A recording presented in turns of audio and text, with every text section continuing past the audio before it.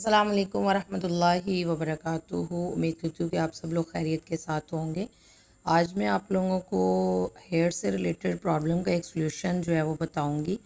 उसके लिए बहुत से लोग जो है वो कांटेक्ट करते हैं और जिनका कहना ये होता है कि आप हमें कोई ऐसा शैम्पू बता दीजिए जिसकी वजह से बाल जो हैं वो डैमेज ना हो और बाल अच्छे तरीके से जो हैं वो ग्रो भी करें, हेल्दी हों, स्कैल्प भी अच्छा हो। तो मैं हमेशा उनको यही मशवरा देती हूँ कि आप जो है वो किसी भी शैम्पू को यूज़ करने की बजाय हर्बल नेचुरल शैम्पू जिसको आप ख़ुद से रेडी कर सकते हैं, यानी आंवला, रीठा, सिकाकाई, जो कि अरसे दराज से जो है वो जो ख़वातीन इसको इस्तेमाल किया करती थी, बहुत ज़बरदस्त रिज़ल्ट्स उनको मिला करते थे।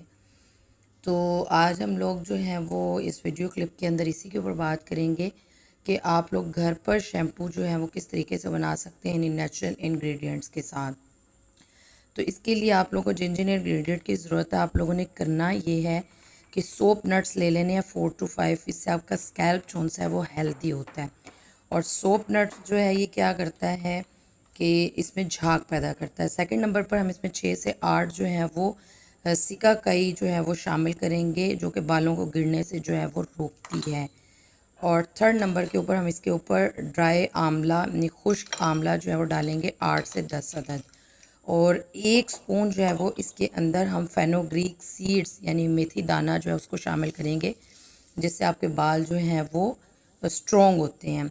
ठीक है, इसके अंदर हम लोग पानी शामिल कर देंगे तकरीबन 4 कप के करीब, और इसको ओवरनाइट के लिए हमने भिगो कर रख देना है। जब पूरी रात गुजर जाए तो आप लोगों ने क्या करना है, इसको अच्छे तरीके से मिक्स तो आप लोगों ने किया हुआ होगा। उसके बाद इस तमाम के तमाम पानी को और इसके साथ जो है वो जो इसके अंदर सारी इंग्रेडिएंट्स आपने शामिल किए थे, इसको किसी पैन के अंदर, किसी पतीली के अंदर डाल दीजिए और इसको जो है वो हल्की सी आंच के ऊपर 5 से 10 मिनट 15 मिनट तक के लिए हल्की सी आंच पर जो आप इसको पका लें। आप इसको पकाए और पकाए के बगैर दोनों तरीक़ों पे जो है वो आप बना सकते हैं, इस्तेमाल कर सकते हैं। उसके बाद आप इसको कवर कर दें और इसको ठंडा होने के लिए रख दीजिए। उसके बाद जो है आपने ये करना है कि इसको आप लोगों ने स्ट्रेन कर लेना है। किसी भी मलमल के कपड़े को रख कर आप इसको स्ट्रेन कर लें और जितने इंग्रेडिएंट्स हैं इसको अच्छे तरीके से इसके अंदर पहले मल लीजिएगा कि इसका असर सारा निकल जाए। और फिर अच्छे तरीके से इसको निचोड़ लीजिए और सारे का सारा जो इसका पानी है, जो कि इसकी असल है, इसको आप लोग किसी जग के अंदर डाल लें। डालने के बाद जो है वो आप इसको कुछ देर के लिए जो है वो छोड़ दीजिए। अब आगे आप मज़ीद जो है वो ये कर सकते हैं कि इसको आप लोगों ने इस्तेमाल करना है और बाकी जो आपने मतलब जो यूज़ के लिए जितना निकालना है निकाल लीजिए।